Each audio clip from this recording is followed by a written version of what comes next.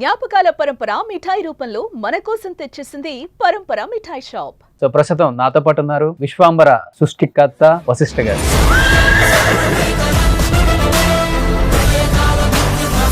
So Vashishtha గారు నమస్తే. నమస్తే అండి. మా లోకం ఎలా ఉంది? కొత్తగా ఉంది. ప్రజెంట్ ఈ లోకానికి ఏదన్నా ఒక పేరు పెట్టేద్దామా? అది సుమన్ లోకం ఉండడం బెటర్.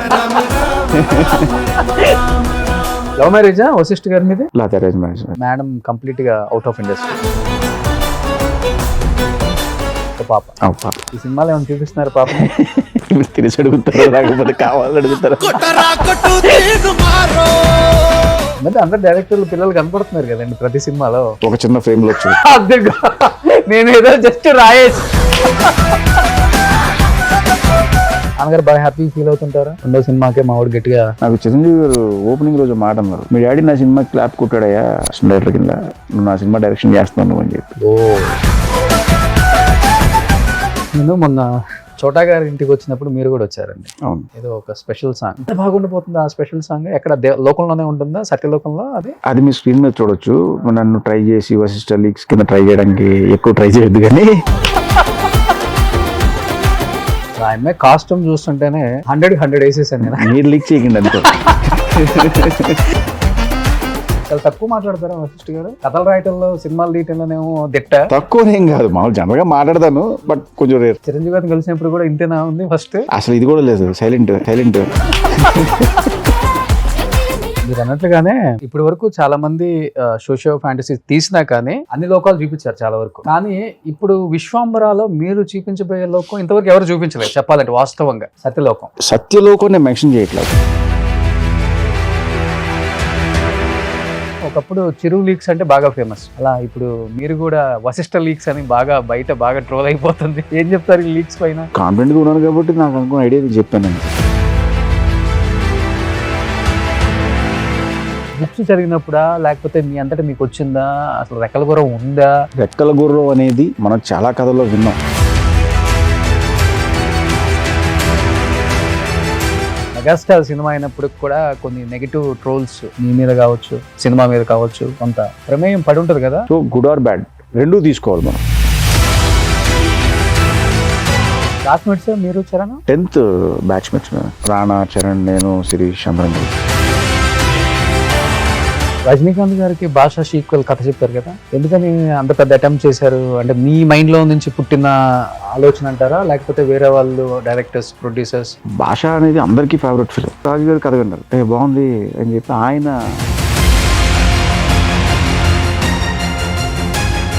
పాప కూడా టీజర్ లో కనిపిస్తుంది కాబట్టి సేమ్ పాప ఎమోషన్ ఉంటుందా, లేకపోతే ఇక్కడ ఏదైనా ఎమోషన్ పండించబోతున్నారా? 100% ఎమోషన్ అనేది చాలా స్ట్రాంగ్ గా ఉంటుంది. అది పాప, బాబా. ఆల్మోస్ట్ చిరంజీవి గారితో వర్క్ చేసిన అందరు టెక్నీషియన్స్తో నేను ఇంటర్వ్యూస్ చేస్తున్నాను. ఏ టెక్నీషియన్ అయినా కానీ చెప్పేది ఏంటంటే చిరంజీవి గారికి డూపులు నచ్చవు. ఇప్పుడు మరి ఆయన డూప్ పెట్టండి అని అడుగుతున్నారా, లేకపోతే అసలు డూప్ వద్దు ఏం లేదని ఇప్పుడున్న యంగ్ హీరోస్ కి ధీటుగా సెట్ లో యుద్ధం చేస్తున్నారా? డూప్ ఇవన్నీ అసలు పట్టించుకోరు. బాడీ డబుల్ 90 feet నుంచి రోప్ వేసుకుని ఆయన ల్యాండ్ అయ్యారని చూసాడు, నాకు భయం వేసింది. చిరంజీవి గారిని ఎలా చూడబోతున్నాము అనే దానికన్నా కూడా ఎలా చూపించబోతున్నారు డైరెక్టర్ అనేది ఎక్కువ డిస్కషన్. ఇప్పుడు డబుల్ ట్రిపుల్ బదులవుతుంది.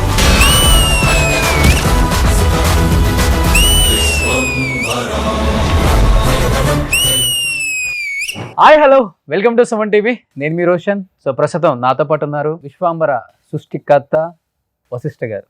సో వశిష్ఠ గారు నమస్తే. నమస్తే అండి. మా లోకం ఎలా ఉంది? కొత్తగా ఉంది. డిస్కో లైట్స్ తో. సో మిమ్మల్ని ఏదో ఒక లోకంలో కూర్చోబెట్టి ఇంటర్వ్యూ చేద్దాం అనుకున్నాము. సో ప్రెసెంట్ ఈ లోకానికి ఏదైనా ఒక పేరు పెట్టేద్దామా? విశ్వాంబర లోకం మీ ఇష్టం, అది మీకు ఎలా లోకం. అది సుమన్ లోకం ఉండడం బెటర్.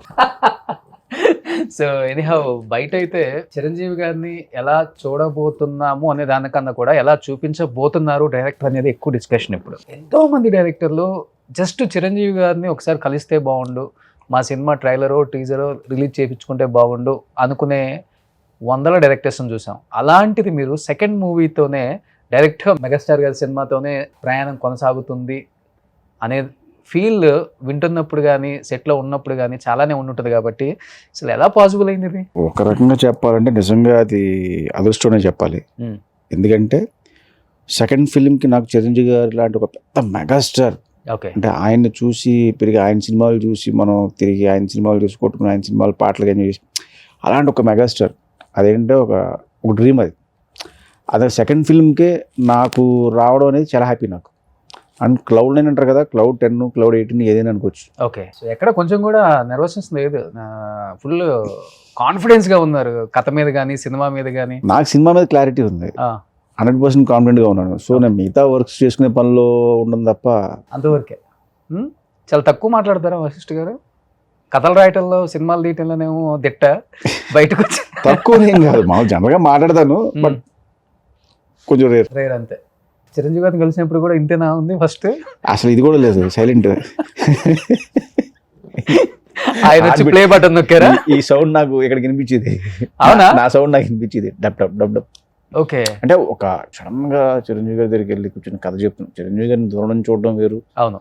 లేకపోతే చిరంజీవి గారి సినిమాలో చిరంజీవి గారిని చూడడం వేరు, ఫంక్షన్లో ఎక్కడ ఆయన దూరం నుంచి చూడడం ఇవన్నీ వేరు, కలవడం ఇవన్నీ. బట్ కథ చెప్పడానికి వెళ్ళినప్పుడు ఒక డైరెక్టర్గా నేను చిరంజీవి గారి కథ చెప్తున్నాను అన్న ఫీలింగ్ ఉండదు చూసారా, ఓకే. ఒక విపరీతమైన ఆనందం, అందులో భయం ఉంటుంది, మళ్ళీ ఒక టెన్షన్ ఇవన్నీ స్టార్ట్ అవుతాయి. ఓకే. ఎలాగన్నా ఓకే అవ్వాలి, బాసుకు నచ్చాలి కదా ఎలాగన్నా అని చెప్పి. కాళ్ళు వణికాయా ఫస్ట్, చేతులు వణికాయా? మొత్తం అన్నీ వణికితాయి, హార్ట్ గట్టిగా వణికింది, కాళ్ళు చేతులు ఉంది. ఓకే. హార్ట్ సౌండ్ ఇక్కడికి వచ్చింది, చేతులు కాళ్ళు వణకటం పెద్ద లెక్క. అదే అడిగా, ఏంటమ్మా చెప్పమ్మా అన్న తర్వాత, సార్ ఒక 5 నిమిషాలు సార్ మీరు అలా కూర్చుంటే నేను ఫస్ట్ రిలాక్స్ అవుతాను, నా హార్ట్ బీట్ నాది కంట్రోల్లోకి వస్తుంది.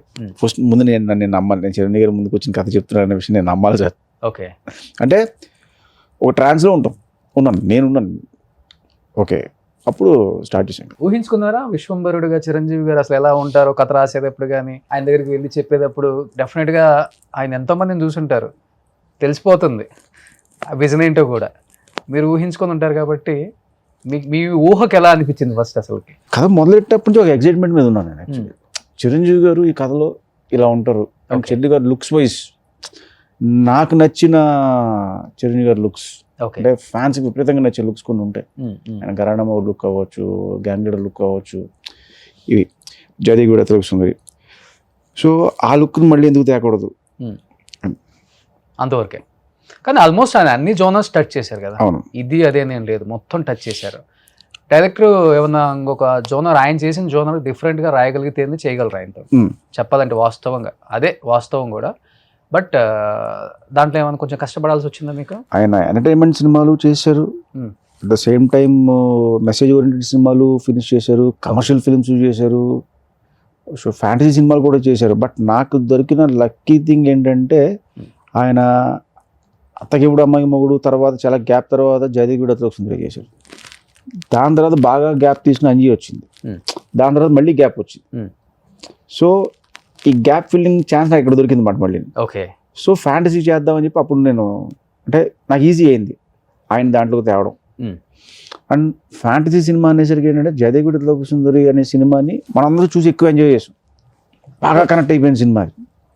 సో అలాంటి ఒక ఫ్యాంటసీ జోన్లో చిరంజీవి గారిని చూస్తే ఎలా ఉంటుంది అన్న స్ట్రాంగ్ ఫీలింగ్. ఓకే. అండ్ నాకు ఇది ఇప్పుడు నుంచి కాదు, నేను నా బింబిసారా సినిమా టైంలో ఇంటర్వ్యూస్లో కూడా చాలామంది క్వశ్చన్ చేశారు నన్ను, చిరంజీవి గారితో అవకాశం వస్తే ఎలాంటి సినిమా చేస్తారు అంటే, నేను స్ట్రైట్ జయదేవి అతిలోక సుందర్ అనే సినిమా చేస్తాను అనేవాడు. సో నాకు ఫస్ట్ నుంచి ఉంది ఆయన నేను అలా చూడాలి, ఒక ఫ్యాంటసీ వరల్డ్లో చిరంజీవి గారిని చూడాలి. ఎందుకంటే ఆయన అన్నీ చేశారు, ఆల్ కమర్షియల్ ఎలిమెంట్ ఫిల్మ్స్ చేశారు, రుద్రవేణి ఇలాంటి సినిమాలు చేశారు స్వయంగా. బట్ ఈ జోనర్లో ఏంటి, ఓకే, వాట్ ఇఫ్ జయదేవి అతిలోక సుందర్లో అమ్మాయి అక్కడి నుంచి ఇక్కడికి వస్తే ఒక లైన్లో, అండ్ ఈయన అత్తగిప్పుడు అమ్మాయికి మూడులో ఈయన అక్కడికి వెళ్ళారు. సో మళ్ళీ ఒకసారి ఒక కొత్త ప్రపంచానికి వెళ్తే ఓకే, అక్కడ ఈయన స్టైల్ ఆఫ్ వర్క్ ఉంటే ఎలా ఉంటుంది అనే ఐడియాతో స్టార్ట్ అయ్యింది. మీరు అన్నట్లుగానే ఇప్పటి వరకు చాలామంది సోషియో ఫ్యాంటసీ తీసినా కానీ అన్ని లోకాలు చూపించారు చాలా వరకు. కానీ ఇప్పుడు విశ్వాంబరాలో మీరు చూపించబోయే లోకం ఇంతవరకు ఎవరు చూపించలేదు చెప్పాలంటే వాస్తవంగా. అవును, సత్యలోకం అదేనా? యా, సత్యలోకం నేను మెన్షన్ చేయట్లేదు. ఇప్పుడు సత్యలోకం మీరు చూసారా? చూడలేదు. మిగతా లోకాలు మీరు ఏమైనా చూసారా? సినిమాల్లో చూపిస్తే చూడటం, మిగతావి. సో మనం విన్నాము, మనం చదివాము, ఎవరైనా చెప్తున్నాము, లేకపోతే మన పురాణంలో ఉన్నాం, మనకు 14 లోకాలు ఉన్నాయి. సో ఈ 14 లోకాలని మన డైరెక్టర్స్ అవ్వచ్చు, ఇంకా ప్రొడ్యూసర్ హీరోలు అవ్వచ్చు, వాళ్ళు దాన్ని ఎక్స్ప్లోర్ చేశారు. ఓకే అంటే స్వర్గలోకం ఇలా ఉంటుంది, Hmm. యమలోకం ఇలా ఉంటుంది అని చెప్పి దాని కమింగ్ అంటే వచ్చే జనరేషన్స్ మారుతూ వచ్చిన టైంలో దాన్ని ఎక్స్ప్లోర్ చేసుకుంటూ వచ్చు ఇంకా బెటర్ వే. ఇప్పుడు రాజమౌళి గారు యమలోకాన్ని చాలా వైడ్లో చూపిస్తారు ఆయన. ఇప్పుడు మామూలుగా అప్పుడు దాకా యమలోకం అనేది ఎలా ఉంటుంది, ఓ దున్నపోతు అనేది ఉండి యముడు ఆ సింహాసనం ఉండి ఆయన కూర్చుని ఉంటాడు, చుట్టూ చిన్న ఫైర్ ఉంటుంది. దాని యమదొంగలో టోటల్గా మార్చారు ఆయన. అవును. హ్యూజ్ సెట్ వేసి సూర్యదేవుడు విగ్రహం పెట్టి దాని నుంచి అంటే ఒక కొత్త లోకం క్రియేట్ చేశాడు ఆయన. యమలోకంలో ఒక కొత్త సెటప్. సో ఇవన్నీ మనం చూసేసినప్పుడు ఇంకేముంది అని వెతికినప్పుడు నాకు సతీలోకం ఉంది. Okay, Hmm. సతీలోకాన్ని ఇన్స్పిరేషన్గా తీసుకుని ఇక్కడ మనం క్రియేట్ చేద్దాం. సతీలోకం ఎలా ఉంటుందో నాకు తెలియదు. సో ఆ సతీలోకం ఇన్స్పిరేషన్గా ఒక కొత్త లోకం క్రియేట్ చేద్దాం, ఒక కొత్త ప్లేస్ కావాలి. ఓకే అది విశ్వంబర. అట్లీస్ట్ ఇప్పుడు ఆ లోకం ఎలా ఉంటుందో చూడటానికి కనీసం వెళ్ళాల్సి వస్తుంది థియేటర్కి మేమందరం. 100%. అంతేనా?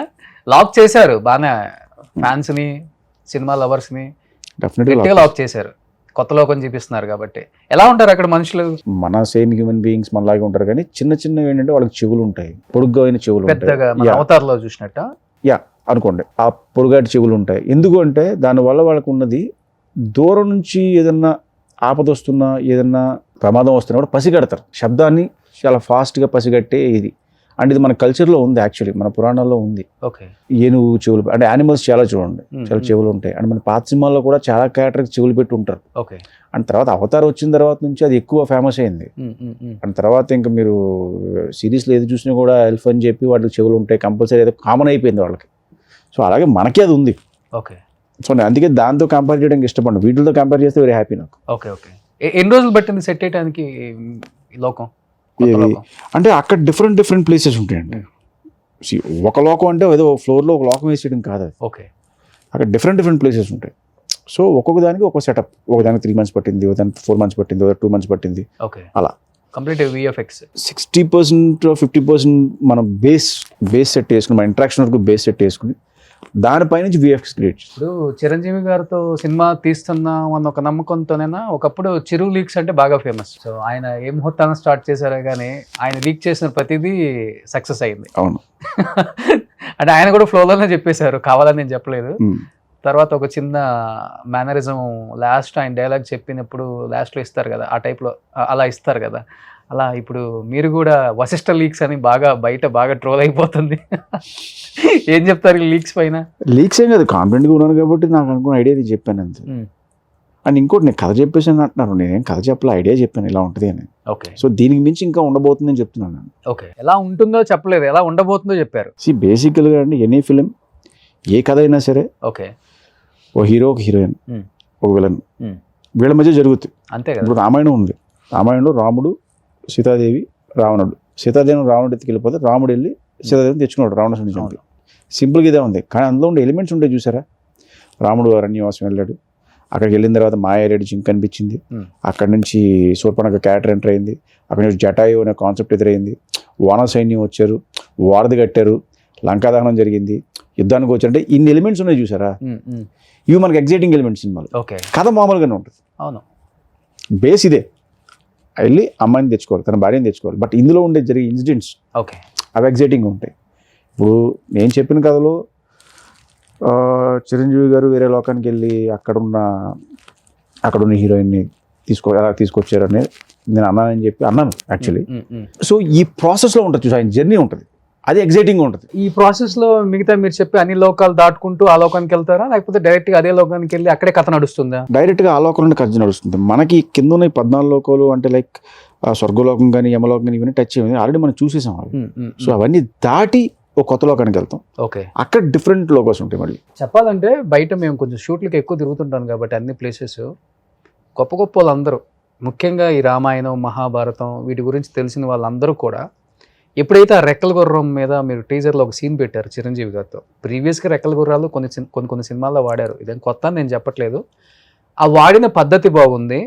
పురాణాలలో అసలు రెక్కల గుర్రం ఉందా లేదా అనేది కూడా మాకు తెలియదు నిజంగా చెప్పాలంటే, దాని గురించి కూడా మేము కనుక్కోవాలనుకున్నాము. చాలా మంచి సబ్జెక్టు, డైరెక్టర్ మంచి అటెంప్ట్ చేశాడు, నో డౌట్. దాంట్లో ఎలా ఉండబోతుందో స్క్రీన్ మీద కూడా మేమే చూడాలనుకుంటున్నాము అనేది వినాల్సి వచ్చింది. నిజంగా ఈ బుక్స్ చదివినప్పుడా లేకపోతే మీ అంతటా మీకు వచ్చిందా, అసలు రెక్కల గుర్రం ఉందా, ఉంటే దాని గురించి మీరు ఏమైనా తెలుసుకొని అసలు మీరు షూట్ చేశారా, భయం అనిపించలేదా? మిస్ఫైర్ అవుతుంటాయి కాబట్టి ఇలాంటి సినిమాలు కొంచెం. రెక్కల గుర్రం అనేది మనం చాలా కథల్లో విన్నాం. తెలుగు జానపద కథల్లో ఉంది.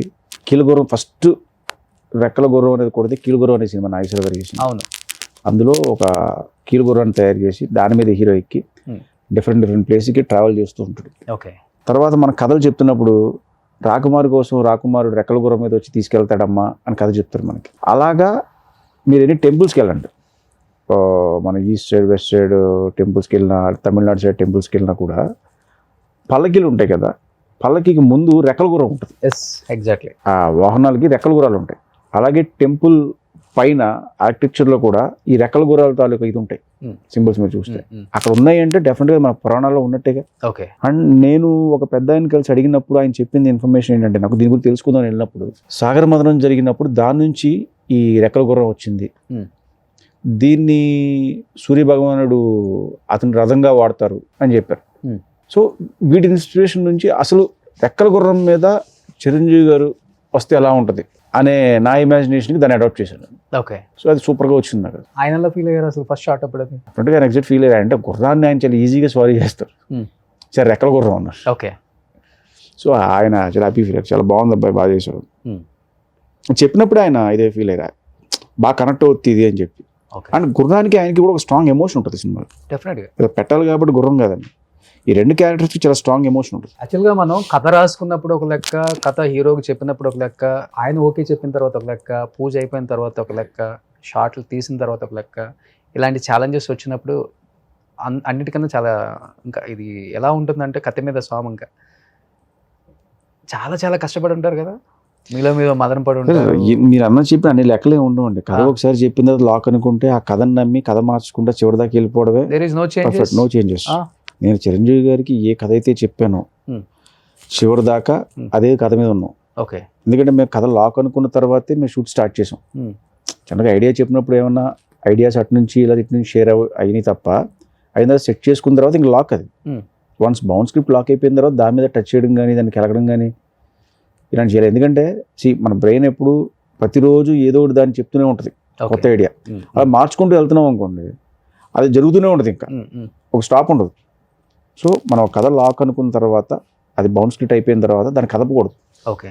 సో ఇప్పుడు మీరు బింబిసార కూడా సోషల్ ఫ్యాంటసీ చెప్పాలంటే, అంటే మీకు ఇలాంటి కథలు రాసుకోవటం తీయటం ఇష్టమా? చిన్నప్పటి నుంచి బుక్స్ చదివి ఆ ప్రమేయం ఎక్కువ మీ బుర్రలో పడిందా? లేకపోతే ఇప్పుడు యమగోళ, యమలీల, కల్కి, భైరవ దీపం ఇలా చెప్పుకుంటూ పోతే మన హనుమాన్ కానీ ఇవన్నీ కూడా సోషల్ ఫ్యాంటసీ. సో ఈ జోనర్కి ఎప్పుడు కూడా సెట్ ఆఫ్ ఆడియన్స్ ఎప్పుడు ఉంటారు, డెఫినెట్గా ఆదరిస్తారు, హిట్ పక్కా కొట్టొచ్చు, ఏనా బీనా మీ అసలుకి? చిన్నప్పటి నుంచి చదివిన కథలు అవ్వచ్చు, లేకపోతే నేను చూసిన సినిమాలు అవ్వచ్చు, నాకు ఆ రామాయణం భారతాలు ఎక్కువ ఇంట్రెస్ట్ నాకు. అండ్ ఇంకో అడ్వాంటేజ్ ఏంటంటే ఈ కథల్లో కొత్తగా చెప్పొచ్చు, లాజిక్స్ ఉండవు, మ్యాజిక్ తప్ప. సో ఏదైనా మనం తీసుకోవచ్చు అన్నమాట అడ్వాంటేజ్ కథలోకి. సో దానికోసం చెప్పి ఇది అంటే నా పర్సనల్ ఇంట్రెస్ట్ యాక్చువల్లీ. ఓకే. నేను ఎక్కువ చూసే సినిమాలు ఇన్ఫ్లుయెన్స్, ఓకే, ఎక్కువ నేను విన్న కథలు ఇన్ఫ్లుయెన్స్, చందమామ కథలు కావచ్చు, లేకపోతే పాత విట్లాచారి గారి సినిమాలు అవ్వచ్చు, అవి ఎక్కువ చూస్తాను. ఆ సినిమా ఇన్స్పిరేషన్ చాలా ఎక్కువ ఉంటుంది. ఓకే. సో కథ ఒక 2.5 hours మొత్తం ఓవరాల్ మూవీ? అటు ఇటు 245. మీరు అనుకునే ఆ సత్యలోకం జనానికి ఇంట్రెస్టింగ్గా ఉండే టాపిక్ కాబట్టి ఎంతసేపు ఉంటుంది ఓవరాల్గా? అది ఉంటుందండి, సెకండ్ హాఫ్ అంతా అక్కడ ఉంటుంది. సెకండ్ హాఫ్ మొత్తం ఉంటుంది. At the same time first హాఫ్లో కూడా ఉంటుంది. ఎంటర్టైన్మెంట్ అంతా ఏముండదు. సి బాస్ నుంచి అదే ఎక్స్పెక్ట్ చేస్తాను. బాస్ నుంచి వచ్చే ఎంటర్టైన్మెంట్ అంతా ఉంటుంది. ఆయన టైమింగ్ ఎక్కడ మిస్ అవ్వదు, ఆయన స్టైల్ ఎక్కడ మిస్ అవ్వదు. ఓకే. ద సేమ్ టైం నా ఫ్యాంటసీ జోనర్ ఎక్కడ మిస్ అవ్వకుండా రెండు క్లబ్ చేసిన. ఇప్పుడు మొన్న టీజర్ రిలీజ్ అయినప్పుడు కూడా కొంత వినాల్సి వచ్చింది. సో అంత మెగాస్టార్ సినిమా అయినప్పుడు కూడా కొన్ని నెగిటివ్ ట్రోల్స్ మీ మీద కావచ్చు, సినిమా మీద కావచ్చు, కొంత ప్రమేయం పడి ఉంటుంది కదా. భయం అనిపించిందా? అదేంట్రా బాబు స్టార్టింగ్లో ఇలా అవుతుంది? ఏమంటే మనిషి అనేవాడికి ఏదైనా సడన్గా అన్ఎక్స్పెక్టెడ్ థింగ్ జరిగితే భయం అయ్యిదా? భయం వేస్తుంది. నేను భయపడ్డాను.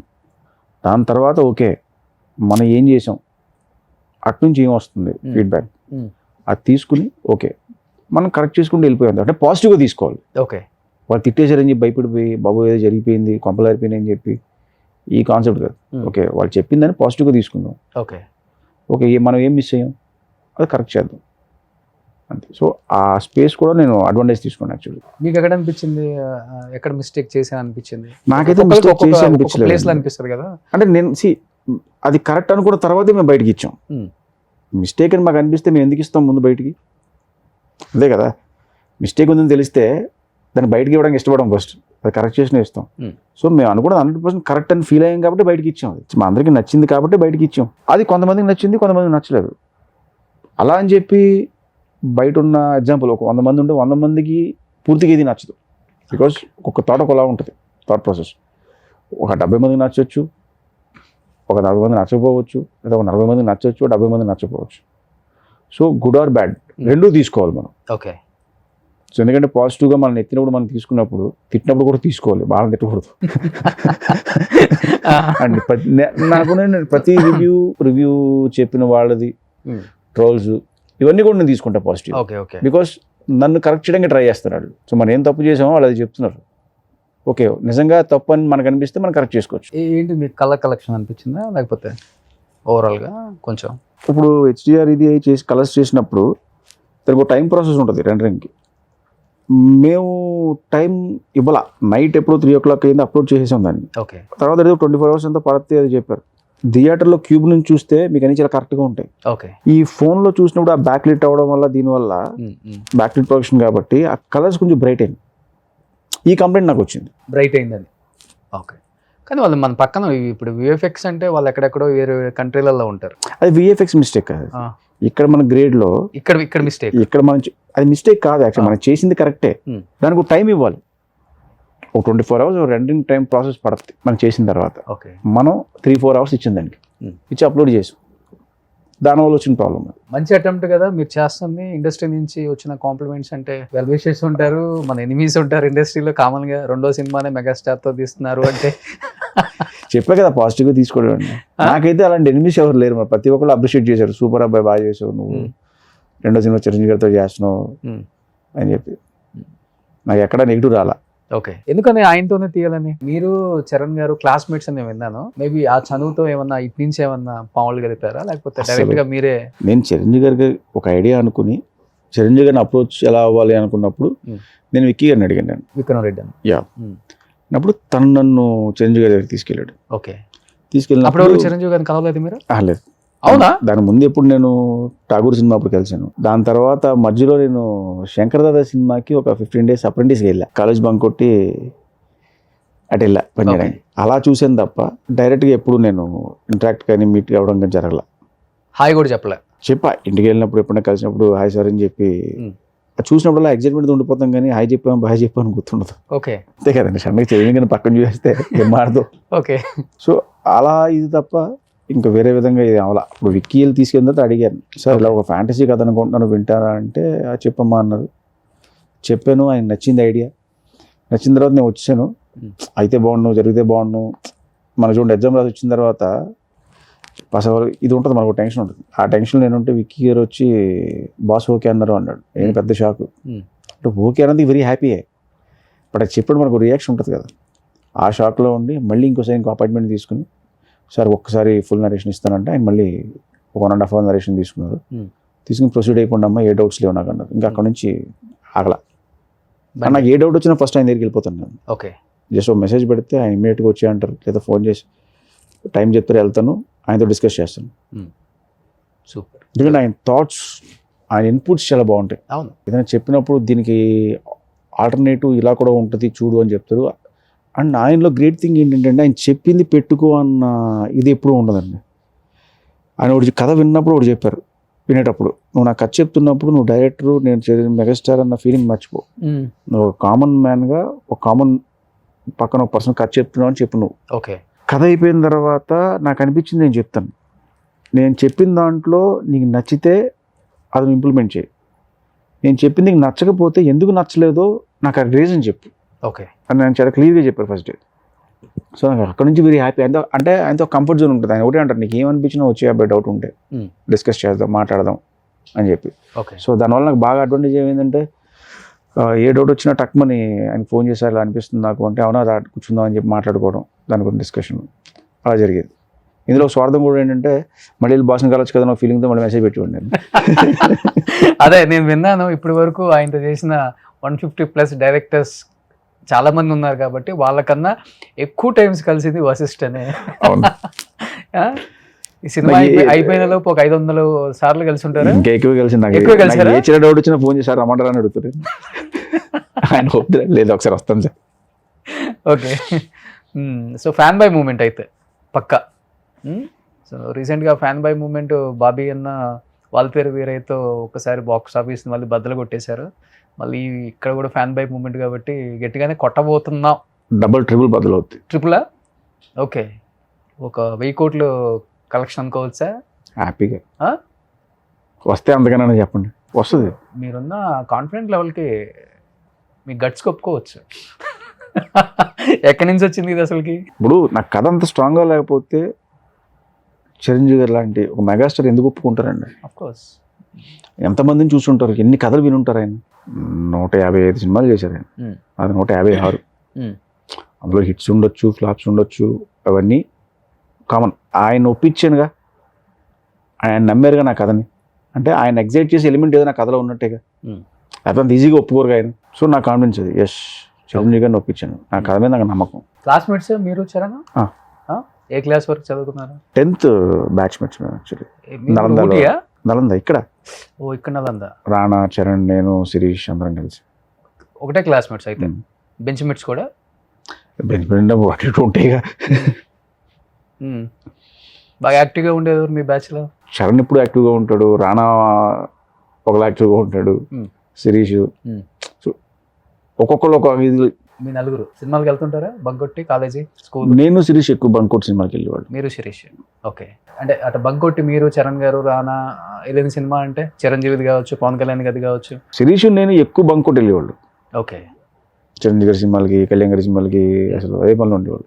అప్పటి నుంచే ఉందా చరణ్ గారికి హీరో అవ్వాలి డెఫినెట్గా, నాన్నగారు లెగసీ కంటిన్యూ చేయాలి, రానా కానీ అంటే డెఫినెట్గా ఏమవుతావు పెద్ద అయితే ఫ్యూచర్లో ఐఏఎస్, ఐపీఎస్ అన్నప్పుడు I want become a actor, doctor అని చెప్తాం కదా.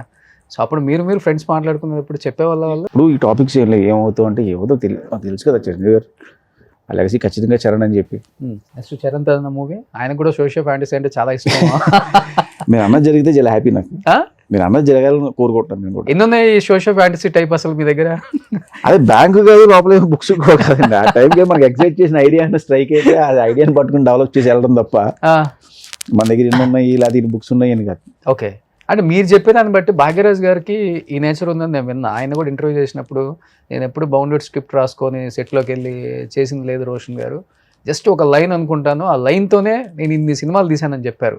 ఇప్పుడు మీరు చెప్తుంటే ఆయన గుర్తు వస్తున్నాడు మళ్ళీ నాకు. గ్రేట్, థ్యాంక్ యూ అండి. పోల్చారు, థ్యాంక్ యూ.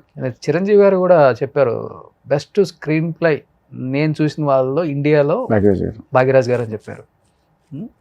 సో మీరు కూడా అదే ఫాలో అవుతున్నారు మరి. అంటే ఎన్ని సినిమాల ప్రభావం, ఎన్ని కథల ప్రభావం, ఎంతమంది ఆర్టిస్టుల ప్రభావం, ఎంతమంది హీరోస్ ప్రభావం మీ మీద ఉందో అర్థం అవుతుంది ఇప్పుడు. ఖచ్చితంగా ఉంటుంది. ఎందుకంటే మనం చూసి కొత్తగా ఎక్కడి నుంచి ఏమో పుట్టేదండి. ఓకే. మనం చూసిన వాటిల్లో వచ్చి, చదివిన వాటిల్లో వచ్చి, లేకపోతే మనం ఏమంటాం వాళ్ళతో ట్రావెల్ చేసిన దాని నుంచి మనం చూసిన హీరోలు చిరంజీవి గారు, బాలకృష్ణ గారు, నాగార్జున గారు, వెంకటేష్ గారు, వీళ్ళు మన జనరేషన్. దాని ముందు రామారావు గారు, నాగేశ్వరరావు గారు చాలా గొప్ప గొప్ప సినిమాలు చేశారు. ఓకే. బట్ మనం ఎక్కువ థియేటర్కి వెళ్ళి దెబ్బలు తిని చూసిన సినిమాలు ఈ నలుగురు హీరోస్. సో వీళ్ళ సినిమాలని చాలా నేర్చుకున్నాం, వాళ్ళ సినిమాలని చాలా ఇన్స్పిరేషన్ ఉంటుంది. ఓకే. సో ఇప్పుడు మనం చెప్పుకునే ఇండస్ట్రీలో పాన్ ఇండియా డైరెక్టర్ అనే రాజమౌళి గారు కూడా ఫస్ట్ అంతా నార్మల్ ప్రేమ కథలు, కమర్షియల్ సినిమాలు తీసిన తర్వాత స్టార్ట్ చేశారు ఈ జర్నీ. మీరు ఎత్తుకోవటమే సోషల్ ఫ్యాంటసీ అన్నారు. నెక్స్ట్ వాట్ నెక్స్ట్ అసలుకి అది నాకు తెలియదు. ఆ ఊహకు అందని ఏమో తీసుకెళ్తా తెలియదు. వెనక రావడం అయితే జరగదు మరి. ఎటు తీసుకెళ్తా తెలియదు. ఇప్పుడు అది చేయకూడదని రూల్ లేదు, రెగ్యులర్ సినిమా చేయకూడదని రూల్ లేదు, ఇదే సినిమా చేయాలని కండిషన్ కాదు. ఆ టైంకి మనకి ఏదన్నా ఏది ఎగ్జైట్ చేసింది, ఆ ఐడియా ఏం స్ట్రైక్ అయింది దాన్ని బట్టి వెళ్ళడం తప్ప ఇదే చెయ్యాలి అని. మీ పెన్ను ఒప్పుకుంటుందా, మీ మనసాక్షి ఒప్పుకుంటుందా అసలుకి? అది ఆ టైం బట్టి సిచ్యువేషన్ డిమాండ్ చేస్తుంది తప్ప ముందే ప్లాన్ చేసుకునే అయితే ఏం జరగవు కదా. గో విత్ ఫ్లో అంటారు. గో విత్ ఫ్లో అంతే. సిచ్యువేషన్ బట్టి, ఆ టైం బట్టి, ఆ సీజన్ బట్టి నాన్నగారు బాగా హ్యాపీగా ఫీల్ అవుతుంటారా? ఆయన వెరీ హ్యాపీ. రెండో సినిమాకే మా వాడు గట్టిగా డెఫినెట్గా ఉంటుంది కదండి చిరంజీవి గారి సినిమా. నాకు చిరంజీవి గారు ఓపెనింగ్ రోజు మాట అన్నారు, మీ డాడీ నా సినిమా క్లాప్ కొట్టాడయ్యా డైరెక్టర్ కింద, నువ్వు నా సినిమా డైరెక్షన్ చేస్తున్నావు అని చెప్పి. ఓ ఎందుకంటే ఆయన కోదండరామ్ దగ్గర అది పనిచేశారు ఫస్ట్. నాన్నగారు ఆ తర్వాత ఆయన ప్రొడ్యూసర్ అయ్యారు, డిస్ట్రిబ్యూటర్, ప్రొడ్యూసర్ ఇవన్నీ అయ్యారు. కానీ బిగినింగ్లో ఏడీగా చేశారు, కోఆర్డినేటర్గా చేశారు. ఓకే. రజనీకాంత్ గారికి భాషా సీక్వెల్ కథ చెప్పారు కదా, ఎందుకని అంత పెద్ద అటెంప్ట్ చేశారు? అంటే మీ మైండ్లో నుంచి పుట్టిన ఆలోచన అంటారా, లేకపోతే వేరే వాళ్ళు డైరెక్టర్స్, ప్రొడ్యూసర్స్, లేకపోతే మ్యాక్సిమం ప్రొడ్యూసర్స్ వాళ్ళ దగ్గర నుంచి పుట్టింది అంటారు ఇది డెఫినెట్గా తీద్దాం భాషా సీక్వెల్? అమ్మో కొంచెం ఏదైనా తేడా కొడితే వేరేలాగా ఉంటుంది ఆ సినిమా. భాష అనేది అందరికీ ఫేవరెట్ ఫిలిం. నేను చెప్పిన కదా ఒక కథ అనుకుని ఆ కథను నేను చాలా క్యాజువల్గా వెళ్ళి శిరీష్ గారితో నా రిలేషన్తో ఐడియా చెప్పారు ఆయనకి, కథ ఎలా ఉంటుంది సార్ అని. ఆయన విపరీతంగా ఎగ్జైట్ అయ్యారు, భలే ఉంది బాయ్ అని చెప్పి రాజుగారికి చెప్పాను. రాజుగారి కథ విన్నారు, బాగుంది అని చెప్పి ఆయన వితిన్ 2 daysలో నన్ను రజనీకాంత్ దగ్గరికి తీసుకెళ్ళిపోయారు. నేను ఏదో షాక్, ఏంటిది అని చెప్పి. సరే వెళ్ళాము, కథ చెప్పాము, 1.5 hour నరేషన్ ఇచ్చాను నేను. కథ నచ్చింది, వచ్చాం. వచ్చిన తర్వాత ఆయన పెంచారు, సినిమా చూశారు, రజనీకాంత్ గారు ఫోన్ చేశారు. నా ఫోన్లో ఇంకా ఇది ఉంటుంది అన్నమాట, నెంబర్, ఓకే, ఆ డైల్ ఇది, అవునా, స్క్రీన్ షాట్ తీసి పెట్టుకున్నారు. ఫోన్ చేసి చాలా బాగా చేసావు మా బింబిసారా అని చెప్పారు. తర్వాత కళ్యాణ్ గారితో కూడా మాట్లాడారు ఆయన, మన ఈ సినిమా ఇలా చేయాలి, అలా చేయాలని సజెషన్స్ ఇచ్చారు. బట్ తర్వాత మెటీరియల్ అవ్వాలా కరెక్ట్గా. ఓకే. బింబిసార్ తర్వాత అందరు ఎక్స్పెక్ట్ చేశారు మీరు ఎన్టీఆర్తో సినిమా స్టార్ట్ చేస్తున్నారని. ఏమో మరి అవకాశం వస్తే డెఫినెట్గా చేస్తాను. ఎందుకు చేయను, ఎవరు చేయరు చెప్పండి. కథలు అయితే రెడీ చేసుకున్నారు అందరికీ చీటింగ్ కాదండి. ఇప్పుడు మీ మైండ్లో ఉంటారు కదా హీరోస్. నాకేంటో ఒక సినిమా ఇది మొదలు పెట్టా కదా, ఓకే, ఇది అయిపోయేదాకా వేరే థాట్ లేదు. ఓకే, సెకండ్ పని చేసామనుకోండి దీని మీద ఇది అవుతాం మనం. సో ఫుల్ ఫ్లెడ్జ్డ్గా 100% మన బ్రెయిన్ని, మన థాట్ని ఈ సినిమా మీద పెట్టాలి. బింబిసారా జరుగుతున్న సేపు నాకు అది నెక్స్ట్ ఏంటో తెలియదు, నాకు అదే చేశాను. విశ్వంబర్ మొదలైన దగ్గర నుంచి ఇది ఫినిష్ రిలీజ్ అయ్యేదాకా కూడా ఇదే థాట్ ప్రాసెస్. విశ్వంబర విశ్వంబర విశ్వంబర, ఆ విశ్వంబర్ సందుల్లో ఎక్కడో తిరుగుతుంటాం, కళ్ళ కూడా అది వస్తుంటుంది. సో ఇది అయిపోయిన తర్వాత వాట్ నెక్స్ట్, ఓకే ఏం చేద్దాం, ఎవరు ట్రై చేద్దాం అని అనుకుని అప్పుడు మొదలెడతాం. నేను మొన్న చోటా గారి ఇంటికి వచ్చినప్పుడు మీరు కూడా వచ్చారండి. అవును. అక్కడ కాస్ట్యూమ్ డిజైనర్ ఉన్నారు, ఏదో ఒక స్పెషల్ సాంగ్, ఒకప్పుడు ఐటమ్ సాంగ్ అనేవాళ్ళు, ఇప్పుడు స్పెషల్ సాంగ్ అయిపోయినాయి. చెప్పాలంటే నిజంగా స్పెషల్ సాంగే అన్ని సినిమాలలో, ఎందుకంటే స్టార్ హీరోయిన్స్ కూడా ఇష్టపడి మరీ చేస్తున్నారు. అవును. వాటి వాల్యూని పెంచారు చెప్పాలంటే. వల్గారిటీ ఉండదు, ఏం కావాలి ఒక ఫ్యాన్కి అది మాత్రమే అక్కడ చూపిస్తున్నారు. గ్రేట్, దానికి ఒప్పుకోవచ్చు డైరెక్టర్స్ అందరికి హ్యాట్సప్ చెప్పొచ్చు ఆ విషయంలో. చిన్న చిన్న జ్యువెలరీ దగ్గర నుంచి, లేకపోతే వేసుకున్న చెప్పుల దగ్గర నుంచి, చిన్న చిన్న మైన్యూట్, పెద్దవి కూడా కాదు, మీరు అంతా మైండ్ పెట్టి టైం పెట్టి ఆయనకు చెప్పే విధానం చూస్తుంటే నాకు అనిపించింది నిజంగా సినిమా పిక్చర్లు అని బయట ఊరికే అంటారు, దీన్ని ఇది మన కళతో చూస్తున్నాం కాబట్టి అనిపించింది. అంత బాగుండిపోతుంది ఆ స్పెషల్ సాంగ్. ఎక్కడ లోకంలోనే ఉంటుందా, సత్యలోకంలో? అది మీ స్క్రీన్ మీద చూడొచ్చు. నన్ను ట్రై చేసి వశిష్ట లీక్స్ కింద ట్రై చేయడానికి ఎక్కువ ట్రై చేయొద్దు, కానీ అది ఒక స్పెషల్ సాంగ్. అది అంతే, సినిమాలో కంటెంట్ మూవ్ అయ్యే ఒక స్పెషల్ సాంగ్. ఫ్యాన్స్కి అది హ్యాపీ అంతే. సో ఫ్యాన్స్ అందరూ ఏంటి చిరంజీవి గారి స్టైల్లో ఖైదీ రగులుతుంది మొగలిపోదా. అవును, నేను విన్నాను, నాకు చాలా మంది ఫోన్ చేసి అడిగారు, ఏమంటే అవన్నీ ఐకానిక్ సాంగ్స్, అంటే ఒక స్పెషల్ సాంగ్స్ అవన్నీ, వాటిని టచ్ చేయకూడదు. ఆట కావాలా పాట కావాలా అన్నారు, రగులుతుంది మొగలిపోదా అన్నారు, ఇలాంటి రకరకాలుగా. అంటే రగులుతుంది మొగలిపోదా ఎందుకు వచ్చింది అంటే, ఈ సాంగ్కి మేము తీసుకున్న అమ్మాయి మౌని రాయ్ అవును అన్నప్పుడు, ఆ అమ్మాయి నాగిని అని చెప్పి ఫేమస్ సీరియల్ చేసింది అమ్మాయి, చేసింది. దాంతో అక్కడ స్నేక్ కదా అని చెప్పి దీనికి రెండేటి కలిపేసి ఇదో ప్రోగ్రామ్ చేశారు. అలా వచ్చింది తప్ప మాకు అలా థాట్ లేదు. సో మేము ఫ్రెష్గా ఒక సాంగ్ చేసాం. ఆమె కాస్ట్యూమ్ చూస్తుంటేనే 100 వేసేసాను నేను. మీరు లీక్ చేయకండి అంతే. నేను కాస్ట్యూమ్ చూస్తేనే అన్నాను, కాస్ట్యూమ్ ఎలా ఉంటుందో చెప్పలేదు. అదే మీరు చెప్పింది కూడా అదే, ఎలా ఉండబోతుందో చెప్తాను, ఎలా ఉండదో చెప్పలేదని చెప్పి. కానీ ఒప్పుకోవచ్చు అండి, ఇప్పుడు కథలో దమ్ముంది, అసలు ఎలా ఉండబోతుందో చెప్పడంలో తప్పులేదు. ఫ్యాన్స్ ఎక్సైటెడ్ గా ఉంటారు డెఫినెట్ గా. నేను కొత్తగా ఏదో నేనేమి బ్రేక్ చేసి ఏం చెప్పలేదు. మీరు రాజమౌళి గారి సినిమాలు తీసుకోండి, రాజమౌళి గారు ద డే 1 ఓపెనింగ్ రోజు నాకు కథ ఇదే అని చెప్పేస్తారు. చెప్తారు ఆయన. ఇప్పుడు ఏగ సినిమా ఉంది, ఏగ సినిమాలో ఓ ఏగ ఒక మనిషి చనిపోయి ఏగలోకి వెళ్ళిన తర్వాత కథ ఏంటి అనేది ఏగ అన్నారు.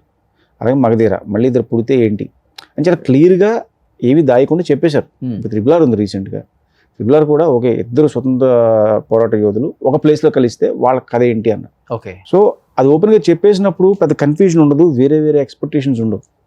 ఓకే వీళ్ళు ఈ కథలో ఉన్నారు కాబట్టి, లేకపోతే వాళ్ళు వేరే ఏదో ఇమాజిన్ చేసి ఇక్కడికి వస్తే ఓకే ఇది బౌన్స్ అవుతుంది.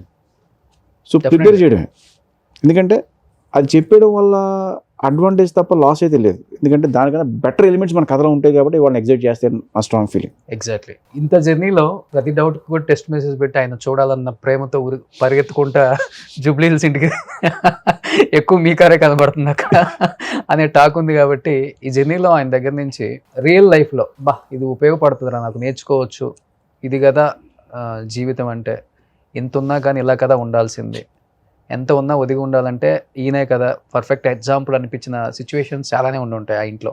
ఆయన చూసినప్పుడు కానీ, సూర్యకాంత్ చూసినప్పుడు కానీ, లేకపోతే చరణ్ చూసినప్పుడు కానీ, మేబీ పవన్ కళ్యాణ్ గారు మీరు చెప్పే టైంలో ఆయన వస్తుంటే ఆయన చూసినప్పుడు కానీ, ఓవరాల్గా మెగా ఫ్యామిలీని చూసినప్పుడు ఏం నేర్చుకున్నారు మీరు? అంటే ఫస్ట్ చిరంజీవి గారి టైమింగ్ అండి, అంటే ఆయన పంచువాలిటీ. ఓ టైం చెప్పారంటే ఒక సెకండ్ అటు ఇటు లేకుండా పర్ఫెక్ట్గా టైం ఉంటారు.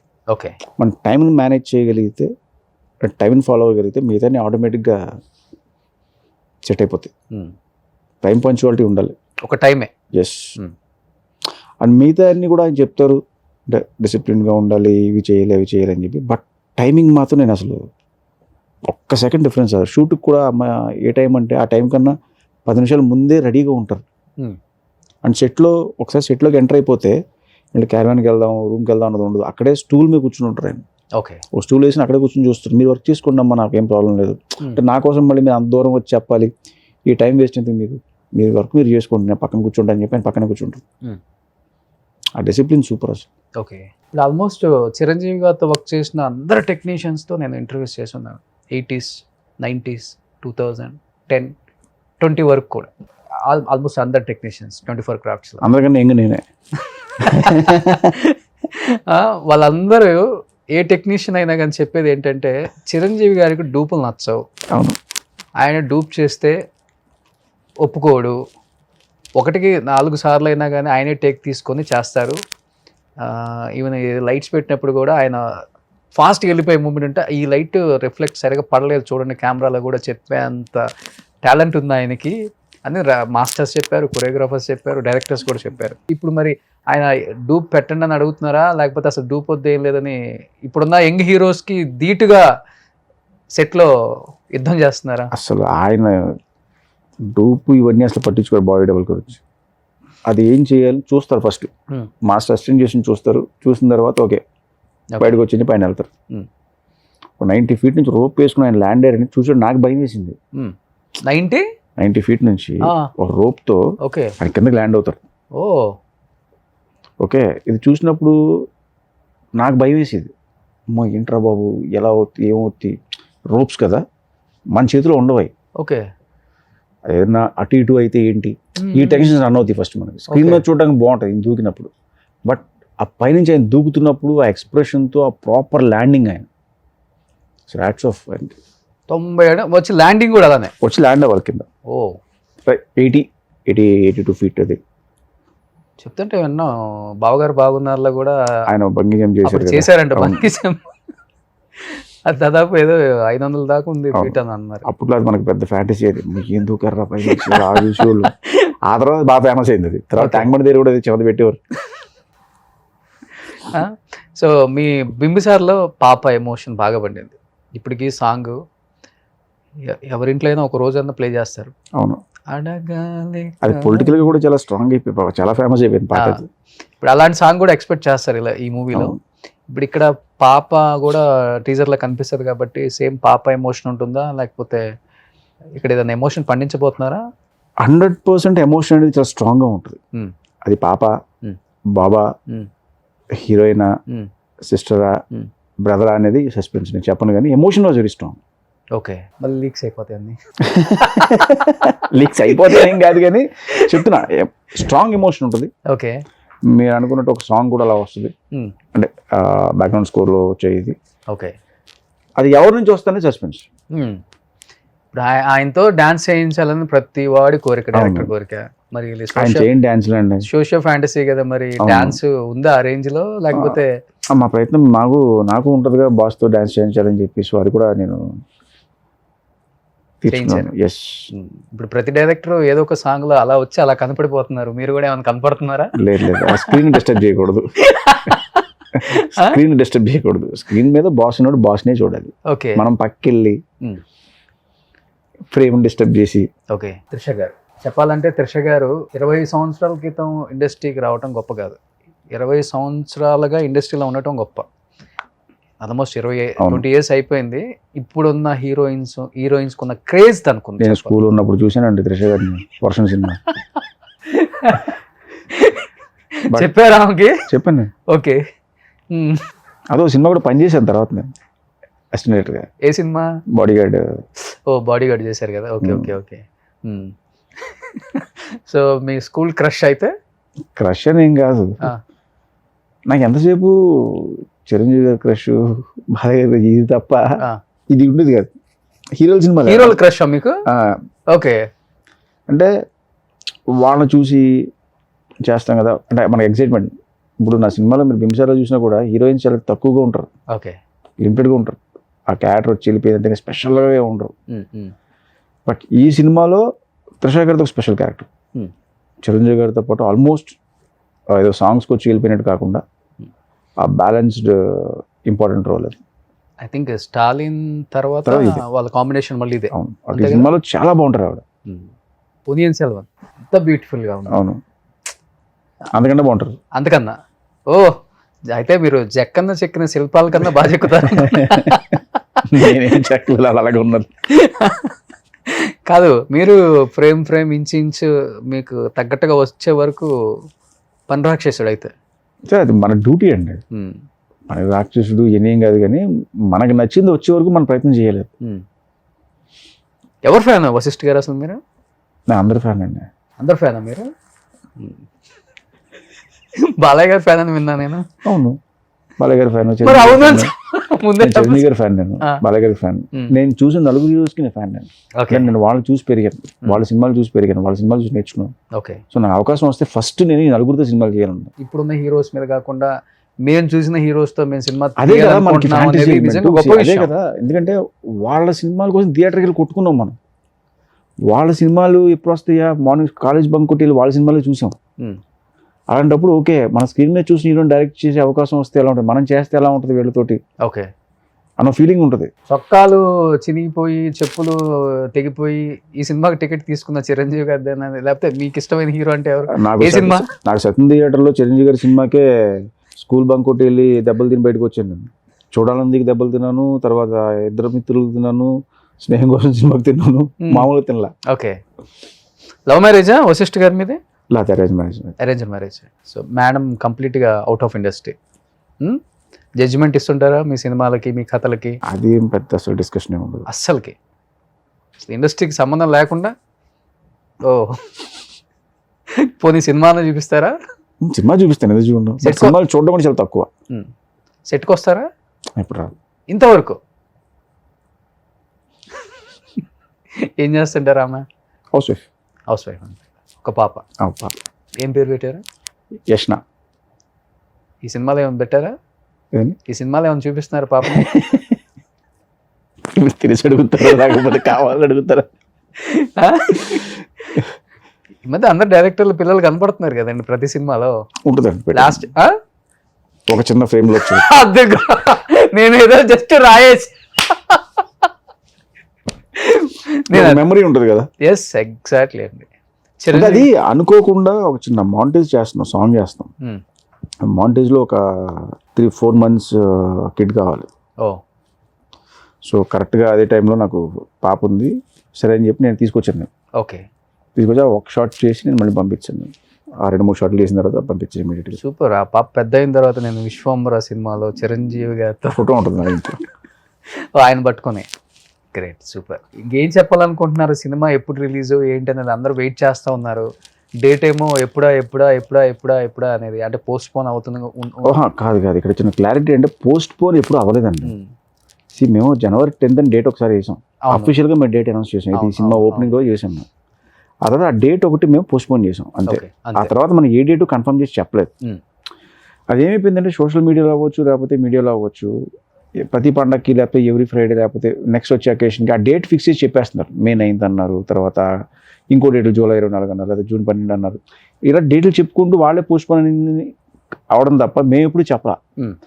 ఇప్పుడు కూడా డేట్ నేను ఎప్పుడు చెప్తాను అంటే, నేను ఒక్కసారి నా CG అవుట్పుట్ అంతా నేను చూసుకున్న తర్వాత, నా పిక్చర్, నా VFX క్వాలిటీ నేను సాటిస్ఫై అయిన తర్వాత, the same time producer satisfy అవ్వాలి, at the same time boss కూడా సాటిస్ఫై అయిన తర్వాత ఓకే ఇది లాక్ అనుకున్న తర్వాత డేట్ చెప్తాం. ఓకే, ఆ డేట్ చెప్పి ప్రమోషన్ స్టార్ట్ చేసి ఇంకా అక్కడి నుంచి వాట్ నెక్స్ట్ అనేది రిలీజ్ చేసుకుంటూ వెళ్తాం ఒక కంటెంట్. Okay, okay. సో ఇది మా ఐడియా. సో ఎప్పుడు ఎక్స్పెక్ట్ చేయొచ్చు మేము? నెక్స్ట్ మంత్ ఏమైనా ఎక్స్పెక్ట్ చేయొచ్చా డేట్? మోస్ట్లీ దగ్గరలోనే ఉంటుంది, అంటే నెక్స్ట్ మంత్ ఆ తర్వాత మంత్ అని కరెక్ట్గా చెప్పలేను కానీ బట్ దగ్గరలోనే ఉంటుంది సూన్. సినిమా స్టార్టింగ్ అప్పుడు కూడా ఆయన మంచి ట్రాన్స్ఫర్మేషన్ చేసిన వీడియోస్ కూడా బాగా వైరల్ అయ్యాయి. బాగా ఇబ్బంది పెట్టారా? ఇలా ఉండాలి బాడీ, విశ్వంబరుడు అంటే ఇలా ఉండాలి, స్టిఫ్గా మంచిగా. నేను అసలు బాస్ని ఎప్పుడు ఇబ్బంది పెట్టలేదండి. ఆయన తీసుకునే పర్సనల్ కేర్ అది. 6 ప్యాక్ వచ్చిందా బాస్కి? అలాంటిది ఏముండదు. ఆయన తీసుకునే పర్సనల్ కేర్ అది. ఓకే. ఆయన డైలీ 2 times జిమ్ చేస్తారు, 2 times చేస్తారు, స్విమ్ చేస్తారు. అంటే మార్నింగ్ 4 o'clock లేచి ఆయన వర్కౌట్స్ చేసి అప్పుడు షూట్కి వస్తారు. అందుకే కదా సార్ అంతంత మెగాస్టార్ నుండి ఊరికి అయిపోతారా? పొద్దున్న లేచి ఆయన కష్టపడి దాన్ని ప్రిపేర్ చేసి షూట్కి వచ్చి మళ్ళీ ఇంటికి వెళ్ళి మళ్ళీ వర్కౌట్ చేస్తారు. మనం స్కిప్ చేస్తాం కానీ ఆయన స్కిప్ చేయరు వర్కౌట్. సో టైటిల్ అనేది స్క్రీన్ మీద కాదు, ఆఫ్ స్క్రీన్ కూడా ఇలా ఉంటేనే ఆ టైటిల్ యాప్ట్ అవుతుంది. 100%. Of course. సో అందుకనే మెగాస్టార్ అయ్యారు. మెగాస్టార్ చిరంజీవి గారిని రియల్ లైఫ్లో కన్నా కూడా రియల్ లైఫ్లో అందరు ఇన్స్పైర్ అవుతారు. సో ఆయన చేసే చారిటీస్ కావచ్చు, హెల్పింగ్ నేచరు, పక్కవాడికి ఇచ్చే వాల్యూ, గౌరవం, చెప్పాలంటే ప్రతి ఒక్కరిని చాలా మందికి చెప్తున్నాం కదా, ఏదో ప్రాబ్లం ఉంది అన్నప్పుడు సో ఎవరెవరి ద్వారా తెలుస్తుంది కదా, ఆయన ఇమీడియట్ రియాక్ట్ అవుతారు దానికి. అందరు అక్కడే ఫ్యాన్స్ అయ్యేది ఆయనకి. ఇమీడియట్ రియాక్ట్ అయ్యి దాన్ని ఫాలో అప్ చేస్తారండి ఆయన. ఇప్పుడు షూట్లో ఒకసారి నేను సిక్ అయ్యా, యాక్షన్ సీక్వెన్స్ జరుగుతుంది, ఆ క్లోజ్డ్ అక్కడ ఏంటంటే ఆ ఫాగ్ ఎక్కువ కొడుతున్నాం, నాన్ స్టాప్గా ఫాగ్ కొడుతున్నాను. ఆ ఫాగ్ వల్ల ఏమైందంటే నాకు చిన్న సఫికేషన్లో వచ్చింది. ఓకే. వస్తే ఆయన అసలు ఇమీడియట్గా వెళ్ళిపో ఇక్కడ నుంచి అంటారు. ఫైట్ కదా, నో ప్రాబ్లం, నువ్వు వెళ్ళిపోవాడిని అంటే లేదని నేను ఉంటాను, నేను అక్కడ ఉండేవాడిని. బట్ లేదు, పని చేయదు, బయటికి వెళ్ళి కూర్చొని మళ్ళీ లోపల రా అంటే వెళ్ళి బ్రీత్ తీసుకుని బయటికి వెళ్ళి రిలాక్స్ అయ్యి మళ్ళీ లోపల రా.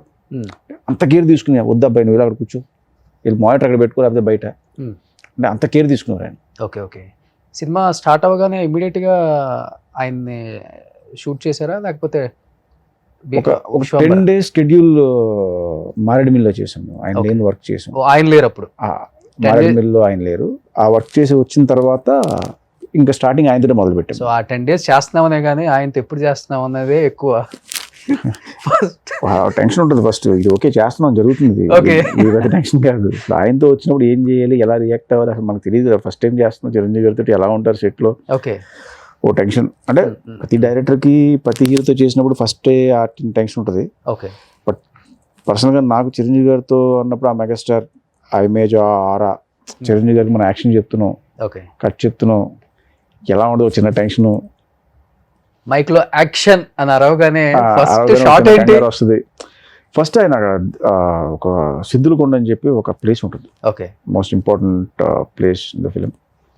ఆయన అక్కడికి వచ్చి అక్కడ శివుడికి దండం పెట్టుకుంటారు. ఓకే. సో ఇది ఫస్ట్ షాట్ నాకు. సో వెళ్ళి ఆయన రాగానే చిన్న టెన్షన్, అబ్బాయి నువ్వు టెన్షన్ పడక అబ్బాయి కూల్గా ఉండు అన్నావు. ఆయన కూల్ చేసి నువ్వు వెళ్ళిపో, మాట దగ్గరికి వెళ్ళిపో, ఫస్ట్ నువ్వు అడిగి ఏం చేయాలి చెప్పావు కదా, నువ్వు వెళ్ళిపో అక్కడికి అన్నారు. అక్కడ కూర్చున్నా, యాక్షన్ చెప్పి ఆయన దండం పెట్టుకున్నారు, అయిపోయింది. వెంటనే ఫోటో తీసుకో, ఫస్ట్ షాట్ ఫోటో సార్ ఇది కావాలని చెప్పి. ఓకే. ఆయన ప్రతి సినిమాలో ఒక ఊత పదం ఉంటుంది కదా, అవును, కొంచెం face left turnings right turnings, అట్లా ఈ సినిమాలో ఏమైనా ఉందా అంటే? ఒకటేనే ఉండదండి, సిచ్యువేషన్ బట్టి ఆయన కౌంటర్స్ పడుతుంది. ఓకే. ఒకదానికి ఫిక్స్ అవ్వాలి, ఈ సినిమాలో ఫిక్స్ అవ్వాలి. ఓకే. 2-3 ఉత్పదాలు ఉంటాయి, అవి అంటే సిచ్యువేషన్ బట్టి అవి పడుతుంటాయి కౌంటర్స్. సో విశ్వంబర రిలీజ్ అయిపోయింది, పెద్ద హిట్ అయిపోయింది. నెక్స్ట్ డేట్లు దొరకవు, 50 కోట్ల క్లబ్లో చేరిపోతారు డైరెక్టర్ గారు కూడా. సినిమా ఎవరితో ఆ లీక్స్ అన్న ఇచ్చిపోతారా? మీరు అన్నయ్య నిజమైపోతే బాగుండు అనుకుంటున్నాను మనస్ఫూర్తిగాని, అవ్వాలి కోరుకుంటున్నాను. సో నెక్స్ట్ అయిన తర్వాత వచ్చి మిగతా విషయాలు చెప్తాను. సో నెక్స్ట్ ఇంకా ఏమనుకోలే, విశ్వంబర అయ్యేదాకా వేరే థాట్ లేదు. ఓకే. అంటే 100% నా ఎఫర్ట్స్ అన్ని ఈ సినిమా మీద కంప్లీట్ అయ్యి బ్లాక్ బస్టర్ కొట్టి అది ఎంజాయ్ చేసి ఒక 1 month అన్న దాన్ని ఎంజాయ్ చేసి ఓకే, నార్మల్ అయిన తర్వాత మళ్ళీ ఇంకో కథ. సూపర్. వశిష్ఠ గారు, మీ నాన్న చాలా డిఫరెంట్గా పెట్టారు వశిష్ఠ అని, ఇండస్ట్రీలో ఎవరు లేరు. అది యాక్చువల్గా మా డాడీ పెట్టింది కదా, ఆ, మా అక్క పెట్టింది నాకు, మీ అక్క. ఓకే. మా కజిన్. యాక్చువల్లీ నా పేరు MVN Reddy, Venkatanarayana Reddy. Okay. School and కాలేజ్లో అందరూ ఎంవిఎన్ అనేవారు. ఫ్రెండ్స్ అందరూ వేణు అని చెప్పి పిలిచేవారు పెట్టి నేమ్ కింద. ఓకే. సో తర్వాత పేరు కావాలి కొంచెం యూనిక్గా ఉండి ఎంవిఎన్ అని వేస్తే అలా ఉంది అన్నప్పుడు మా అక్క ఎవరికో ఒక స్వామీజీ ఎవరో వస్తే రాజమండ్రిలో ఆయన అడిగితే ఆయన చెప్పారండి ఈ పేరు బాగుంటుంది అని చెప్పి. ఓకే. కాలభైరవేశ్వరం టెంపుల్లో ఎవరో స్వామీజీ వచ్చారు, ఆయన అడిగితే ఆయన చెప్పారు వశిష్ఠ అనేది బాగుంటుంది అని చెప్పి. సో నాకు ఫోన్ చేసి ఇలా మారుద్దాం అనుకుంటున్నారు అంటే ఓకే అక్క నీ ఇష్టం. మా బావ సరే డన్ అయితే అన్నాను, ఆ పేరు పంపించారు నాకు. ఓకే, ఆ రోజు నెక్స్ట్ డే నుంచి నేను అదే ఫిక్స్ అయిపోయి వెళ్ళిపోయాను ఫ్లోలో. ఇప్పుడు అది ఒకటి అయిపోయింది. మీ ఆధార్ కార్డు, పాన్ కార్డు అంతా ఇదేనా? ఎస్. అన్ని వశిష్ఠ. ఆధార్ కార్డు ఇంకా మారలేదు యాక్చువల్గా, మారుతుంది. ఆధార్ కార్డు ఎంవిఎన్ రెడ్డి అని ఉంటుంది. అఫీషియల్గా స్క్రీన్ నేమ్ కానీ మిగతా ఏదైనా కూడా వశిష్ఠ అని ఉంటుంది. వశిష్ఠ అని ఉంటుంది.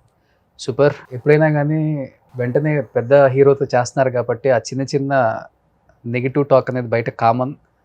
డెఫినెట్గా సినిమా మీద అంటే మీరు మాట్లాడే విధానం చూసినా కానీ లేకపోతే మీకు ఎంత కాన్ఫిడెంట్ ఉందో ఈ స్టోరీ మీద, చిరంజీవి గారి మీద, డెఫినెట్గా ఈ సినిమా పెద్ద హిట్ కొట్టబోతుంది అనేది మీ మనసుకు తెలుసు, మీ మనస్సాక్షికి తెలుసు, మీరు రాసుకున్న పెన్నుకు తెలుసు. డెఫినెట్గా అన్ని విధాలుగా మీరు ప్రిపేర్ అయ్యి ఉన్నారు, ఎక్కడ కొంచెం కూడా జంగట్లేదండి.